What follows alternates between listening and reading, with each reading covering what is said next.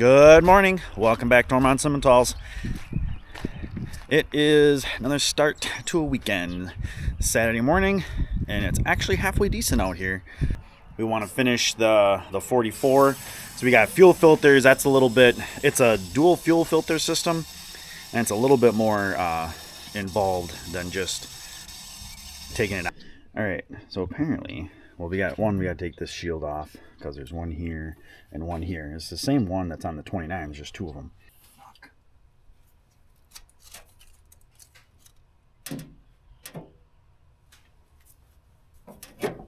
There we go. It's a down, not an up.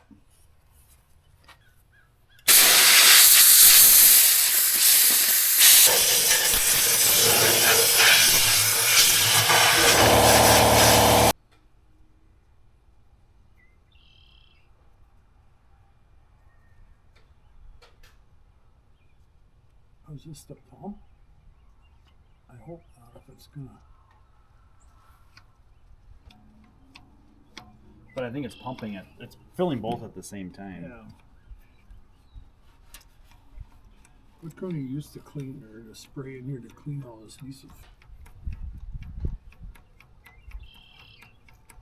Here, hold it. That's a heck of a lot nicer than the 29.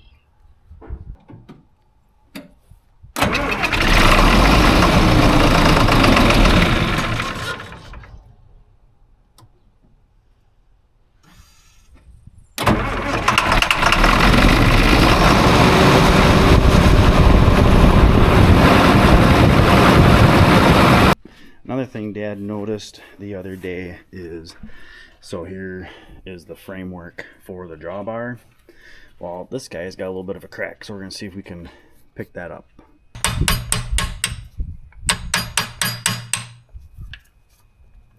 There's torque on it all of a sudden. And we gotta get that back together too. Alright, so we've figured out what the problem was and why this separated, because the bolt that was in there,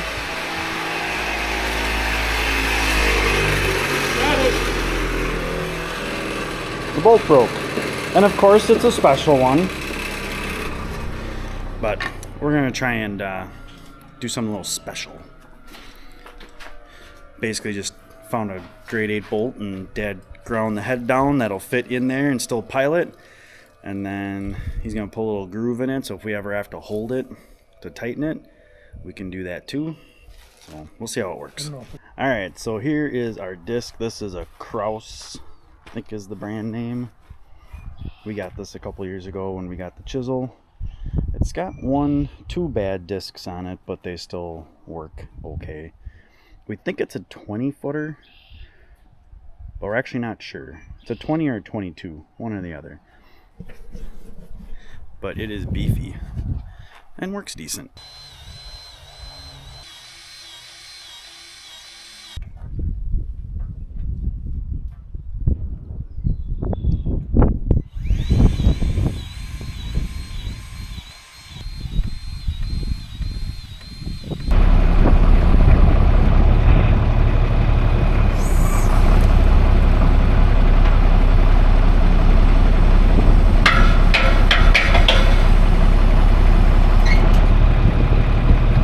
Alright, so we got up to that 26-acre field that was soybeans last year, and Dad's finally going to be able to do some tillage. It's only like the second weekend in May, but yeah, we're going to get going. This should be nice.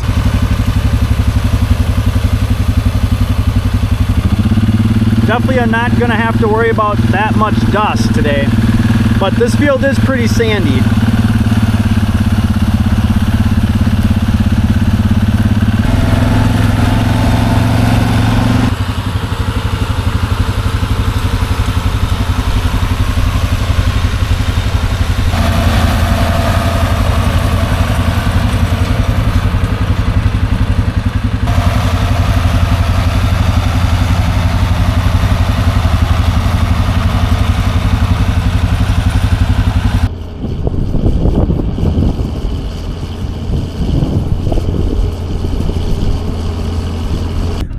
So the project that I'm going to work on, I want to make an alley. So red bale feeders are over here. and I could take down the fence right here and make an alley that comes through here and shoots in here. So they can still come back over into their field they're in now, but yet we can still maybe get them, lure them in by the feeders so we can grab another group for AI.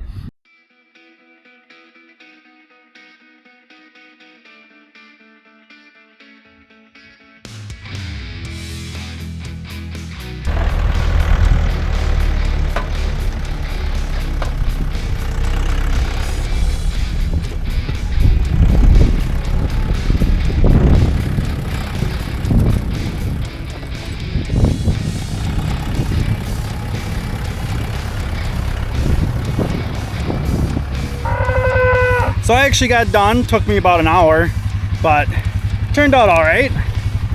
And I figured this is what would happen. The cows would kind of focus along this edge. There's a lot of nice grass in here. Screamy, you know, making herself known, but everybody's just kind of all over the place. So everybody's kind of asking like, hey, where are you at? That kind of thing. But I got to get the juice on, check a couple readings, and make sure we got enough juice on here. I'm gonna pull the grain drill down to the shop. Yeah, so when I say I'm threading the needle, this is like 8 inches, not even 6 there. Should like a glove. But yeah, it fits. That's the only thing that matters. All right, so we are down at the shop. This is a International 5100. We got this, last year was our first year with it. And it was in pretty decent shape when we got it. It had the press wheels and stuff like that. We did Dad built a new hitch. I assisted, but Dad built a new hitch just because we run that big roller behind it, which, yeah, you guys haven't seen the roller. You will, but the roller is also homemade too. But the hitch that was on there just didn't suffice. So we've got some plate steel bolted here that's welded to these tubes so that we could get a little bit more framework involved in pulling that roller. And then actually this we added, that's a step off of actually the original step off the 44. All right, just kind of taking a scope of what we all need today. I need to get some hay in the back for the loafing shed crew. Looks like calves need at least 1 bale on a fluff job, but that's on a bale. They do not like that 1 bale over there. I think I'm just gonna feed the cows out in, I might actually feed them 1 bale out there and then 1 bale in the feeder so they don't waste that one.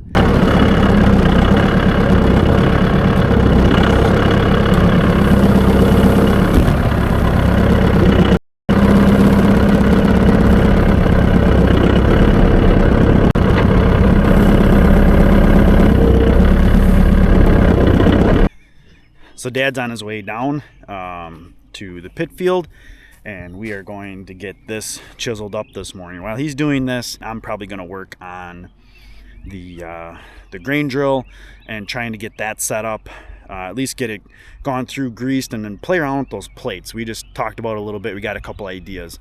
Dad's got the 44. We got the chisel hooked up, and we'll see how it goes. Dad has also found another really good reason to having the 44 with a cab. He's got a cab and a radio, and it's Sunday morning, which means polkas. So he can sit there and jam out to his polkas while he's doing field work. And I will also say, he loves field work. Even when he used to tell me, even when he was a kid, he would tell Grandpa like, oh, hey, doesn't this need to be done out in the field? Doesn't that need to be done out in the field? He's the field work guy. I don't mind it. I'd rather be around the animals, but I mean, granted, these are nicer toys to play with than what we had when I was young and he was young. But there we go. So the biggest reason for us doing the chisel is to get that manure incorporated into the ground. Now we don't really want to do a lot of deep work. Like I definitely wanted to get into a chisel plow over the moldboard, because honestly, we're getting twice the width at twice the speed. Getting this turned up and getting that stuff worked in. Again, this is probably year 9 for corn in this field. And for those who don't remember, I call this the pit field because this whole entire area was a sand pit at one point. And down there, if I'm pointing in the right spot, that's the old sand pit wall. So this is very, very, very, very sandy soil. So we cover this with manure every single year, and then we incorporate it, and the corn turns out pretty darn decent considering the conditions. And it's manure bed pack. It's not like liquid manure, which would probably be a little nicer, but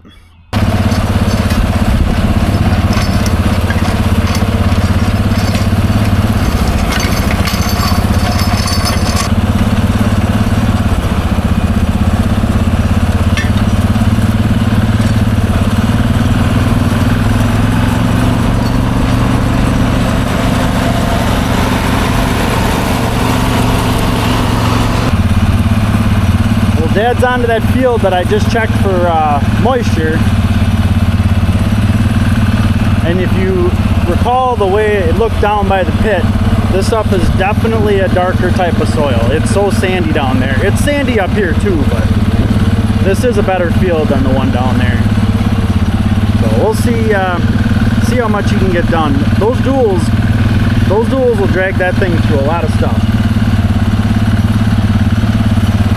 But even over where it's wet over there, even if Dad can get close to it and just scratch, that'll start, mixing that stuff up and dry it out pretty decent too. That's what we do the cultivator with.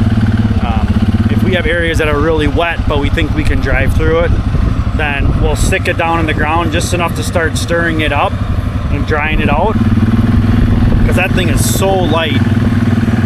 Even if you get an inch in the ground, that really helps to stir it up and dry stuff out.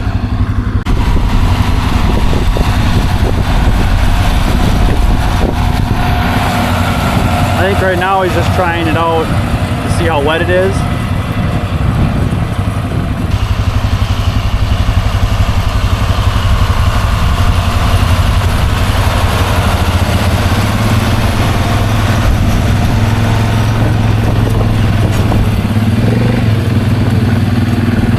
And again, he doesn't need to go real deep in the ground, just enough to stir it up, especially if it's wet.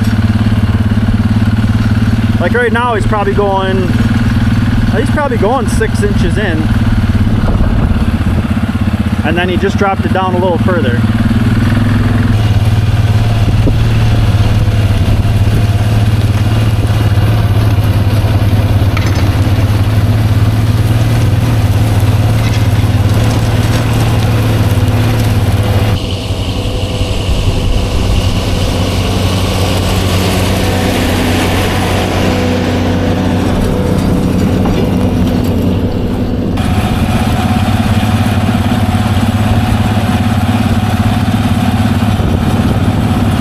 So it is now feeding time. It's actually a little early for feeding time, but I got other stuff that I wanted done. All our tillage for today is done. Looks a little different with the calves when they're in this area. This guy is a chunk. I'm glad he wasn't the one I needed to medicate, because he looks like he actually weighs more than this guy does.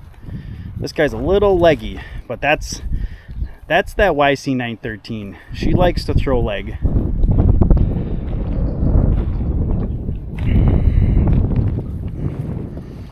And when I say leg, I say leggy. It's, if you want to say framey, it's got a little more frame.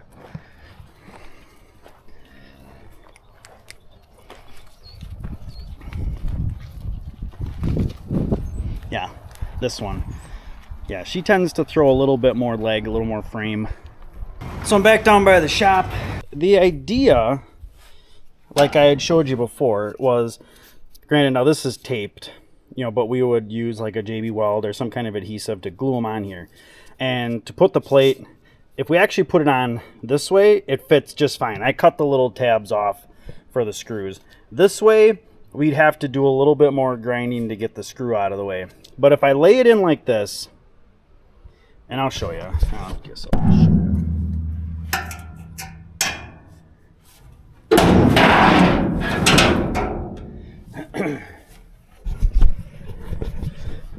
Okay, so we had already set one in there.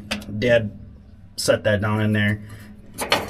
If we set it like this, we would have to trim a little bit more to free the bolts. If we put it in just like this, we don't have to do a darn thing. So like I had shown before, putting it in, oh actually that sticks halfway decent, but going through that stainless steel isn't the greatest. But if I flip it over, it's stuck there pretty good. Now, it's hard to see the gap here, but it is minuscule. I mean, obviously it's the thickness of the magnet. So when you're dealing with soybeans, are you even going to have a problem of a soybean even breaking or getting under there or anything like that? 99% of the time, probably not. So I'm going to try and glue one down, or I'll mix up a little JB Weld and throw one down, just to see what it's like tomorrow after it cures and dries and all that good stuff, so we can really see, is this something we want to play around with? All right, let's mix up some JB Weld. So only the professionals mix JB Weld with cardboard and welding rods. A little blob of the black, about the same size blob of the white. This isn't rocket science. And mix.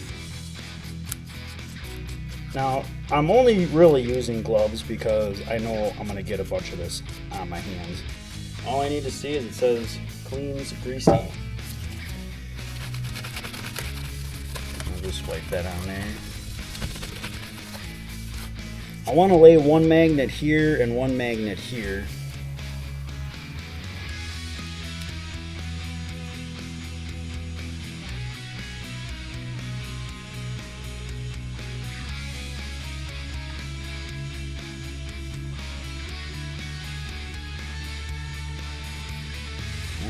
And maybe the welding rod wasn't such a good idea.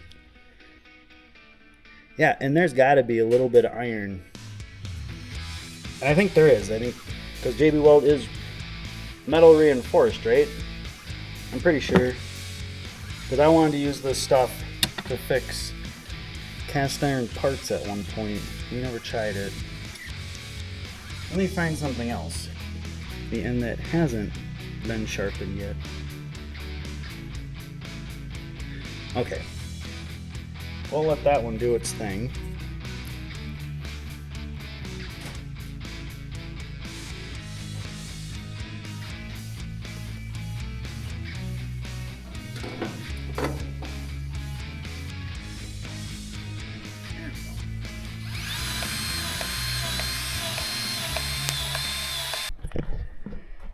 So this drill, when we first got it, it has the grass box for like alfalfas and clovers and timothys and your smaller stuff. If we run Tef, I'm assuming this is probably where we're going to be dropping it from. Originally, when we purchased it, the person just had tubes dropping straight here. We didn't like that, only because we didn't want, because of the nature of how small some of that seed is, and this is double disc openers, we ran tubes all the way to the back. Now we think they work okay. I think only a couple times they plugged on us a little bit, but we're still a little skeptical. But I'd like to do a little bit of no-till type stuff with this grain drill. I know we tried to do a little bit on the sorghum field last fall or late summer, but it didn't seem like this thing was cutting in. Now, these are the springs that we're assuming handle the down pressure. Now granted, they are old, so yeah, could they get replaced? Sure, but we're not going to do that because they work fine for what we need it for. Because we are sandy soil and we really want this thing to plant soybeans and hay into prepped soil. But I also wouldn't mind trying to, like, say, overseed an established hayfield that we don't necessarily need to, plow under. We just want to, like, spruce it up a bit. And if that's like throwing a little bit of ryegrass or some timothy or maybe some clovers, or even throwing in, like, oh, we got a really bad first crop on a field, let's go over with some oats and see if we can get some oats hay for like a second cut type of thing, just to play around with it, almost as like an emergency crop type of situation. I think I need to get more downforce. So we're in the bottom hole here. There's 3 holes. I don't think there is another one. Now there are a ton of holes in here. So here's the bottom one, and we're in the next one, I think. Or there might be one like right here. But there is a hole here, here, here. So I'm assuming if I want more down pressure, this guy has got to get moved up here. Now, I guess we could play around, because we did go out and get a bunch of stops, because this ram does not have one of those like adjustable like pressure stops. So we got a bunch of ram stops for it, so we know how deep we want to go. So now I guess we could say, well, if I put more down pressure on here, then we can just control how deep we go with this. And if I want to no-till, I just take a bunch of those out. So if any of you have run one of these, like the 51, the 53s, international drills, and have done that type of stuff before, please leave in the comments if you've got any ideas as far as that downforce. Is that what you guys did? Have you tried it? Things like that.